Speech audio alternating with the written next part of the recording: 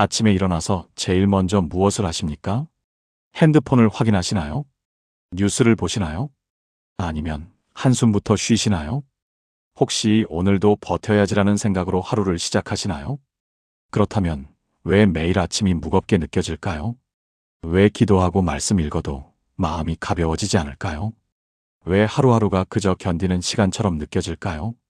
여러분, 오늘 이 모든 왜에 대한 답을 드리겠습니다. 그리고 여러분의 아침을, 여러분의 하루를, 여러분의 삶을 완전히 바꿀 수 있는 단 한 장의 말씀을 소개해 드리겠습니다. 많은 분들이 아침을 이렇게 시작합니다. 눈을 뜨자마자 스마트폰을 집어듭니다. 카카오톡 메시지를 확인하고 뉴스를 보고 SNS를 둘러봅니다. 그러다 보면 어느새 부정적인 소식들이 마음을 짓누릅니다.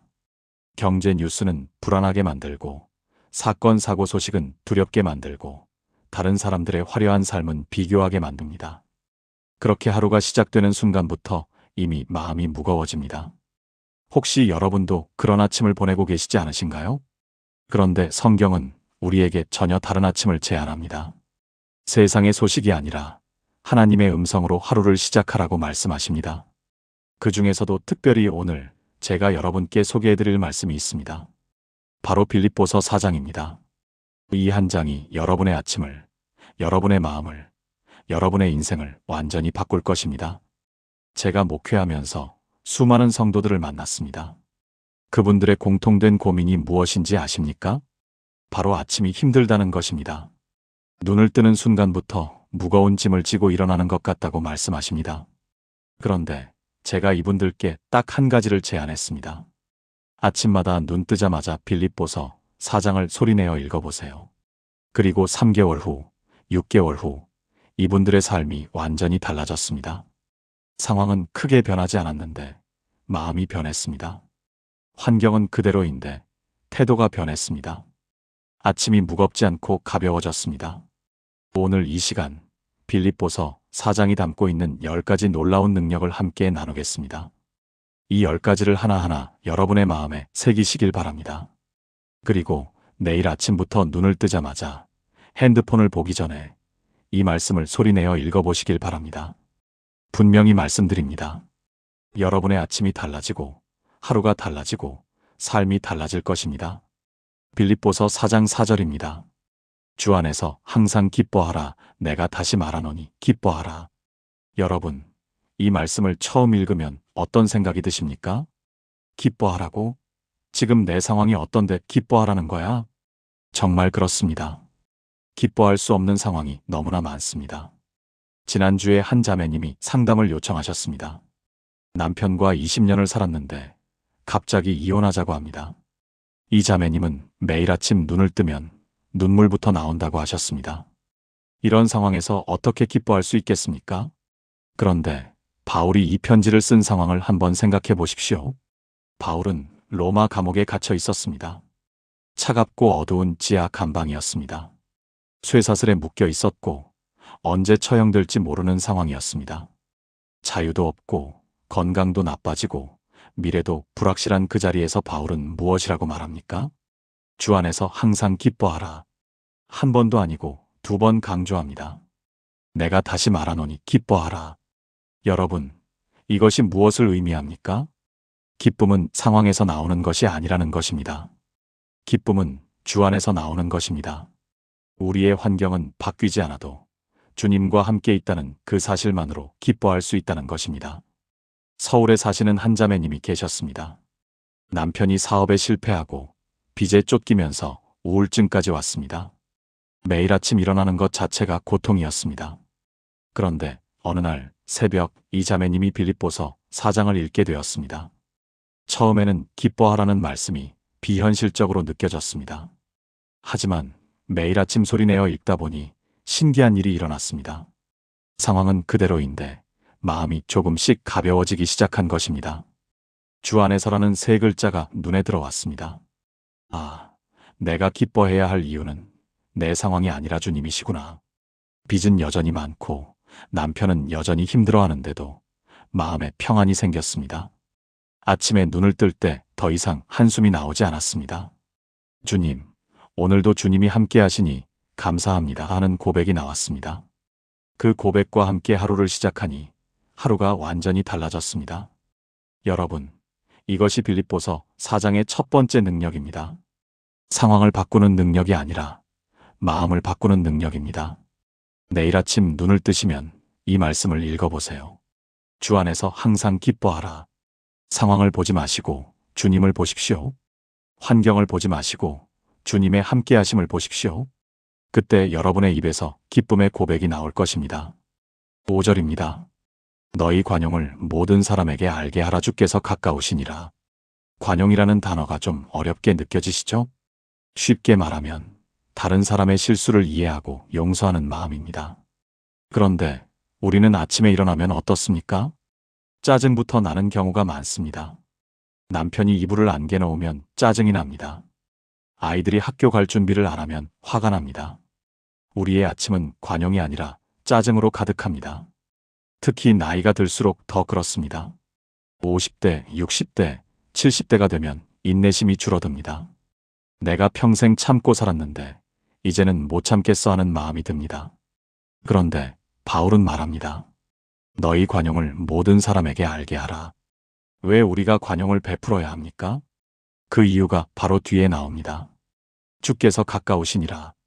주님이 우리 가까이 계신다는 사실을 기억하면 우리는 다른 사람에게 관용을 베풀 수 있습니다. 왜냐하면 주님이 우리에게 얼마나 많은 관용을 베푸셨습니까? 우리가 실수할 때마다, 넘어질 때마다 주님은 우리를 용서하시고 다시 일으켜 세우셨습니다. 부산에 사시는 한 집사님이 계셨습니다. 시어머니와 함께 사는데 매일 아침이 전쟁이었습니다. 시어머니는 치매 초기 증상이 있으셔서 같은 말을 수십 번 반복하셨습니다. 밥 먹었니? 5분 후 또 물으십니다. 밥 먹었니? 처음에는 참았습니다. 하지만 하루에 수십 번씩 반복되니 짜증이 났습니다. 이 집사님은 참다 폭발하기를 반복했습니다. 그러다 빌립보서 4장을 읽게 되었습니다. 너희 관용을 모든 사람에게 알게 하라. 주께서 가까우시니라. 이 말씀이 마음에 새겨졌습니다. 주님이 나에게 베푸신 관용을 생각하면 나도 어머니께 관용을 베풀어야겠구나. 그날 밤 이 집사님은 기도했습니다. 주님, 제가 얼마나 많이 실수했습니까? 그런데도 주님은 저를 용서하셨습니다. 이제 제가 어머니께 그 사랑을 베풀게 해주세요. 그 다음 날 아침 시어머니가 또 물으셨습니다. 밥 먹었니? 예전 같으면 짜증이 났을 텐데 이번에는 달랐습니다. 네, 어머니. 제가 먹었어요. 어머니는 드셨어요? 부드럽게 대답하는 자신을 발견했습니다. 신기하게도 그날 하루가 평안했습니다. 여러분, 이것이 관용의 능력입니다. 관용을 베풀면 주님의 평강이 우리 마음에 임합니다. 내일 아침 이 말씀을 읽어보세요. 그리고 관용을 베풀기 어려운 그 사람을 떠올려 보세요. 주님이 여러분에게 베푸신 관용을 생각하면 여러분도 그 사람에게 관용을 베풀 수 있을 것입니다. 6절과 7절입니다. 아무것도 염려하지 말고 다만 모든 일에 기도와 간구로 너희 구할 것을 감사함으로 하나님께 아뢰라. 그리하면 모든 지각에 뛰어난 하나님의 평강이 그리스도 예수 안에서 너희 마음과 생각을 지키시리라. 아무것도 염려하지 말라고 합니다. 쉽게 말하면 걱정하지 말라는 것입니다. 그런데 우리는 어떻습니까? 아침에 눈을 뜨는 순간부터 걱정이 밀려옵니다. 오늘 할 일은 다 할 수 있을까? 병원 검사 결과가 나쁘면 어떡하지? 이번 달 카드값은 어떻게 내지? 걱정으로 하루가 시작됩니다. 특히 밤에 잠을 설치고 아침에 일어나면 더 심합니다. 어떤 권사님은 새벽 3시면 깨서 아침까지 뒤척입니다. 걱정 때문입니다. 그런데 하나님은 말씀하십니다. 아무것도 염려하지 말고 아무것도라는 말에 주목하십시오. 큰 걱정도 작은 걱정도 모든 걱정을 하지 말라는 것입니다. 대신 무엇을 하라고 하십니까? 모든 일에 기도와 간구로 너희 구할 것을 감사함으로 하나님께 아뢰라. 걱정을 기도로 바꾸라는 것입니다. 염려를 하나님께 아뢰라는 것입니다. 그러면 어떤 일이 일어납니까? 모든 지각에 뛰어난 하나님의 평강이 너희 마음과 생각을 지키시리라. 우리가 이해할 수 없는, 설명할 수 없는 하나님의 평강이 우리 마음을 지켜주신다는 것입니다. 상황은 여전히 어려운데 마음에 평강이 있습니다. 문제는 해결되지 않았는데 불안이 사라집니다. 이것이 바로 하나님의 평강입니다. 대구에 사시는 한 권사님이 계셨습니다. 아들이 사업을 하는데 큰 위기가 왔습니다. 회사가 부도 직전까지 갔습니다. 이 권사님은 매일 밤 잠을 이루지 못했습니다. 새벽 3시, 4시까지 뒤척이며 걱정했습니다. 그러다 어느 날 새벽 빌립보서 4장 6절을 읽게 되었습니다. 아무것도 염려하지 말고. 순간 깨달았습니다. 내가 지금 염려로 하루를 시작하고 있구나. 내가 걱정한다고 상황이 바뀌나? 그날부터 이 권사님은 아침마다 이렇게 기도했습니다. 하나님, 아들의 사업을 주님께 맡깁니다. 제가 염려해도 바뀌는 것이 없습니다. 주님이 책임져 주세요. 신기하게도 마음이 평안해졌습니다. 상황은 아직 해결되지 않았는데 마음에 평강이 임했습니다. 그리고 몇 달 후 예상치 못한 방법으로 위기가 해결되었습니다. 여러분, 염려는 문제를 해결하지 못합니다. 염려는 오히려 우리를 병들게 합니다. 하지만 기도는 다릅니다. 기도는 걱정을 하나님께 옮기는 것입니다. 내일 아침 이 말씀을 읽으세요. 그리고 여러분을 짓누르는 그 염려를 하나님께 아뢰세요. 걱정을 기도로 바꾸는 순간 하나님의 평강이 여러분의 마음을 지켜줄 것입니다. 8절 말씀입니다. 끝으로 형제들아 무엇에든지 참되며 무엇에든지 경건하며 무엇에든지 오르며 무엇에든지 정결하며 무엇에든지 사랑받을 만하며 무엇에든지 칭찬받을 만하며 무슨 덕이 있든지 무슨 기림이 있든지 이것들을 생각하라. 우리의 아침은 무슨 생각으로 시작됩니까? 많은 경우 부정적인 생각으로 시작합니다. 오늘도 힘들겠지. 저 사람 때문에 또 스트레스 받겠네. 나는 왜 이렇게 못났을까? 우리의 생각이 부정적이면 하루 전체가 부정적이 됩니다. 생각이 감정을 만들고, 감정이 행동을 만들고, 행동이 습관을 만들고, 습관이 인생을 만듭니다. 그래서 생각이 중요합니다. 특히 아침의 생각이 중요합니다. 아침에 어떤 생각으로 하루를 시작하느냐가 그날 전체의 방향을 결정합니다. 그런데 하나님은 말씀하십니다. 이것들을 생각하라. 참된 것, 경건한 것, 옳은 것, 정결한 것, 사랑받을 만한 것을 생각하라고 합니다. 쉽게 말하면 좋은 것을 생각하라는 것입니다. 긍정적인 것을 생각하라는 것입니다. 최근 과학 연구에서도 이것이 증명되었습니다. 아침에 어떤 생각으로 하루를 시작하느냐가 그 사람의 하루 전체를 결정한다고 합니다.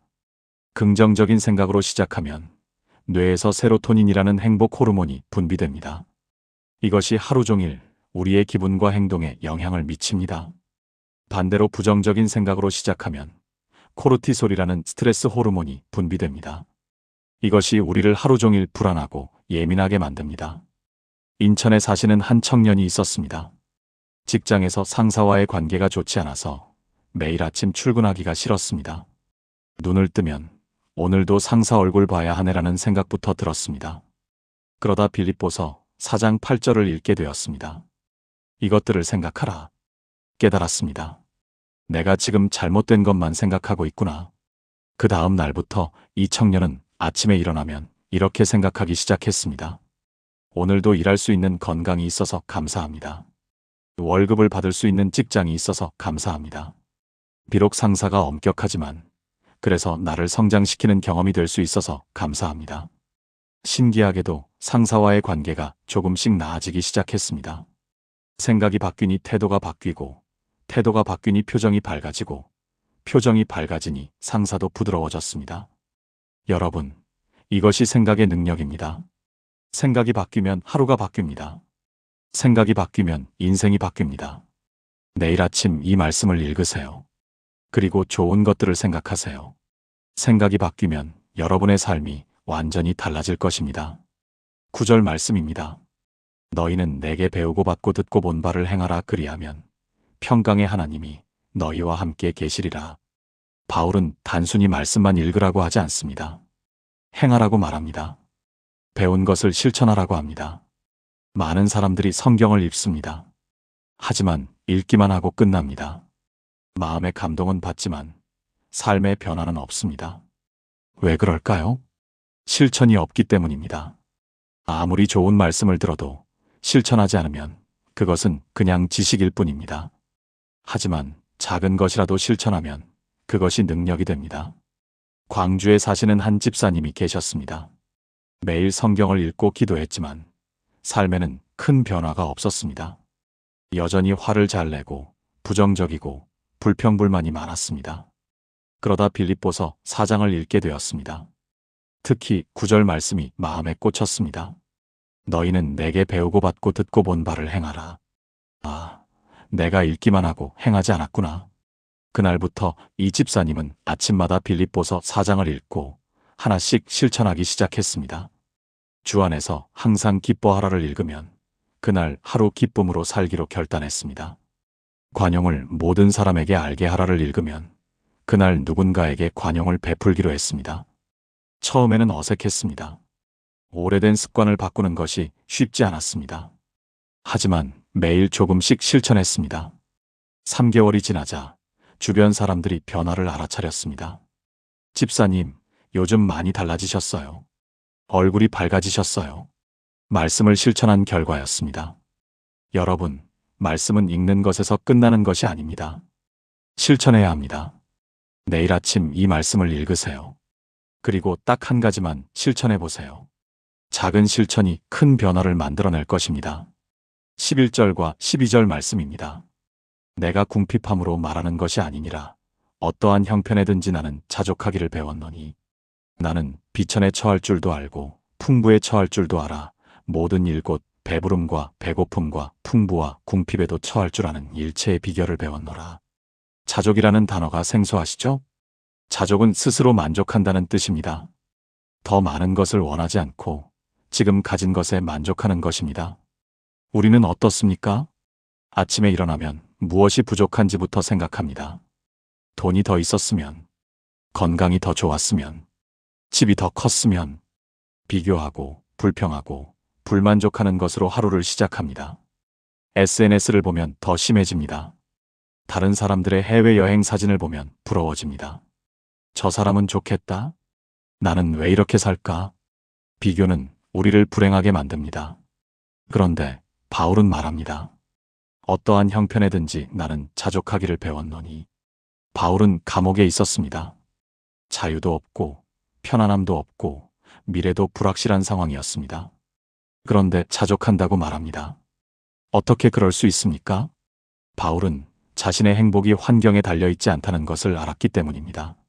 하나님 안에서 이미 모든 것을 가졌다는 것을 알았기 때문입니다. 전주에 사시는 한 권사님이 계셨습니다. 남편이 장애인이 되어서 경제적으로 매우 어려웠습니다. 전셋집에 살고 작은 차를 타고 여행도 거의 못 갔습니다. 늘 우리는 왜 이렇게 힘들게 살까 하는 생각으로 아침을 시작했습니다. 그러다 빌립보서 4장을 읽게 되었습니다. 어떠한 형편에든지 나는 자족하기를 배웠노니. 이 말씀이 마음을 두드렸습니다. 나는 자족하기를 배웠나? 아니야. 나는 늘 불평했어. 그날부터 아침마다 이렇게 고백하기 시작했습니다. 주님, 제가 지금 가진 것에 감사합니다.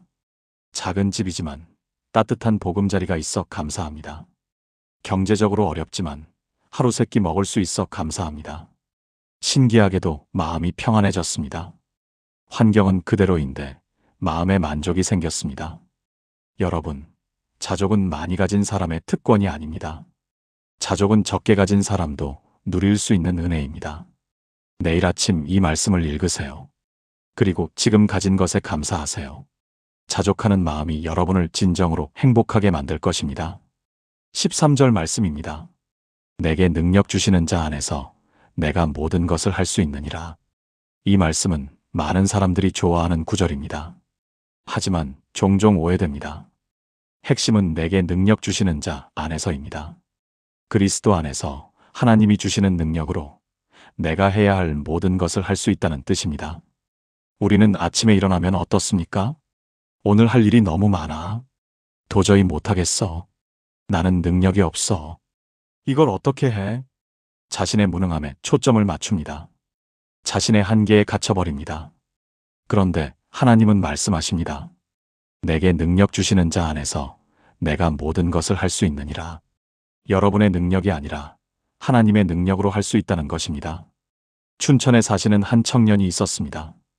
대학원 논문을 써야 하는데 너무 어려웠습니다. 아침마다 나는 못해. 이거 포기해야 하나? 하는 생각으로 하루를 시작했습니다. 그러다 빌립보서 4장 13절을 읽게 되었습니다. 내게 능력 주시는 자 안에서 내가 모든 것을 할 수 있느니라. 이 말씀이 용기를 주었습니다. 내 능력으로는 안 되지만 하나님이 능력 주시면 할 수 있겠구나. 그날부터 아침마다 이렇게 기도했습니다. 하나님, 제 힘으로는 못합니다. 하지만 주님이 능력 주시면 할 수 있습니다. 오늘도 능력 주세요. 신기하게도 막혔던 부분이 풀리기 시작했습니다. 아이디어가 떠올랐고 글이 써졌습니다. 결국 논문을 완성하고 졸업할 수 있었습니다. 여러분, 우리는 능력이 부족합니다. 특히 나이가 들수록 더 그렇습니다. 하지만 하나님은 우리에게 능력을 주십니다. 우리가 약할 때 하나님의 능력이 온전하게 나타납니다. 내일 아침 이 말씀을 읽으세요. 여러분의 능력으로는 부족해 보여도 하나님이 능력 주시면 할 수 있습니다. 14절부터 18절 말씀입니다. 그러나 너희가 내 괴로움에 함께 참여하였으니 잘하였도다. 바울은 혼자가 아니었습니다. 빌립보 교회 성도들이 바울의 어려움에 함께 했습니다. 물질로 돕고, 기도로 돕고, 마음으로 함께 했습니다. 우리는 아침에 일어나면 어떻습니까? 나 혼자 이 문제를 해결해야 해. 아무도 날 도와주지 않아. 나는 혼자야. 고립감으로 하루를 시작합니다. 특히 나이가 들수록 더 그렇습니다. 자녀들은 독립해서 자기 삶을 살고, 친구들은 각자 바쁘고 외로움을 느낍니다. 그런데 하나님은 우리를 혼자 두지 않으십니다. 믿음의 가족들을 주셔서 함께하게 하십니다. 교회 공동체를 주셔서 서로 돕게 하십니다. 울산에 사시는 한 집사님이 계셨습니다. 남편이 갑자기 쓰러져서 중환자실에 입원했습니다. 뇌출혈이었습니다. 막막했습니다. 아침마다 나 혼자 어떻게 이 상황을 감당하지? 하는 생각으로 눈물을 흘렸습니다. 그런데 교회 식구들이 함께해 주었습니다. 어떤 권사님은 매일 병원에 와서 함께 기도해 주었습니다. 어떤 집사님은 반찬을 만들어 집에 갖다 주었습니다. 어떤 청년들은 병원비 일부를 모아서 전달해 주었습니다. 그때 이 집사님은 깨달았습니다. 아, 나는 혼자가 아니구나. 하나님이 이렇게 많은 사람을 통해 함께하고 계시구나. 빌립보서 4장을 읽으면서 바울도 그랬다는 것을 알게 되었습니다. 바울도 혼자가 아니었습니다. 빌립보 교회가 함께했습니다. 몇 달 후 남편이 깨어났습니다. 많이 회복되어 퇴원할 수 있었습니다. 여러분, 우리는 혼자가 아닙니다. 하나님이 함께하시고 믿음의 가족들이 함께합니다. 힘들 때 도움을 요청하세요. 교회는 바로 그런 곳입니다. 내일 아침 이 말씀을 읽으세요. 그리고 기억하세요. 여러분은 혼자가 아닙니다. 19절 말씀입니다. 나의 하나님이 그리스도 예수 안에서 영광 가운데 그 풍성한 대로 너희 모든 쓸 것을 채우시리라. 하나님은 우리의 모든 필요를 채우시는 분이십니다. 영광 가운데 그 풍성한 대로 채우십니다. 우리는 아침에 일어나면 어떻습니까? 이번 달 생활비는 어떻게 하지? 병원비는 어디서 마련하지? 부족함에 초점을 맞춥니다. 그런데 하나님은 말씀하십니다. 나의 하나님이 너희 모든 쓸 것을 채우시리라. 물질뿐만 아니라 우리에게 필요한 모든 것을 채우신다는 약속입니다. 지혜가 필요하면 지혜를 주시고, 용기가 필요하면 용기를 주시고, 평안이 필요하면 평안을 주십니다. 제주도에 사시는 한 권사님이 계셨습니다. 남편이 사업에 실패하고 빚이 많았습니다. 매일 아침 어떻게 살지? 하는 걱정으로 하루를 시작했습니다. 그러다 빌립보서 4장 19절을 읽게 되었습니다. 나의 하나님이 너희 모든 쓸 것을 채우시리라. 이 말씀을 붙잡고 기도하기 시작했습니다. 하나님, 제 필요를 아십니다. 주님이 채워주실 것을 믿습니다. 신기하게도 하나하나 필요가 채워졌습니다. 때로는 예상치 못한 방법으로, 때로는 사람을 통해서 하나님이 공급해 주셨습니다. 여러분, 하나님은 신실하신 분입니다. 우리의 필요를 아시고 채워주시는 분입니다. 내일 아침 이 말씀을 읽으세요. 그리고 여러분의 필요를 하나님께 아뢰세요. 하나님이 풍성하게 채워주실 것입니다. 20절 말씀입니다. 하나님 곧 우리 아버지께 세세 무궁토록 영광을 돌릴지어다. 아멘. 빌립보서 4장의 결론입니다. 결국 우리 삶의 목적은 무엇입니까? 하나님께 영광을 돌리는 것입니다. 우리는 아침에 일어나면 어떻습니까? 오늘 하루 내가 잘 되면 좋겠어. 오늘 내가 인정받으면 좋겠어. 나의 영광, 나의 성공에 초점을 맞춥니다. 그런데 하나님은 말씀하십니다. 하나님 곧 우리 아버지께 영광을 돌릴지어다. 우리의 하루, 우리의 삶이 하나님께 영광이 되어야 한다는 것입니다. 그렇다면 어떻게 하나님께 영광을 돌릴 수 있습니까? 빌립보서 4장 전체가 답을 줍니다. 주 안에서 기뻐하면 하나님께 영광이 됩니다. 관용을 베풀면 하나님께 영광이 됩니다.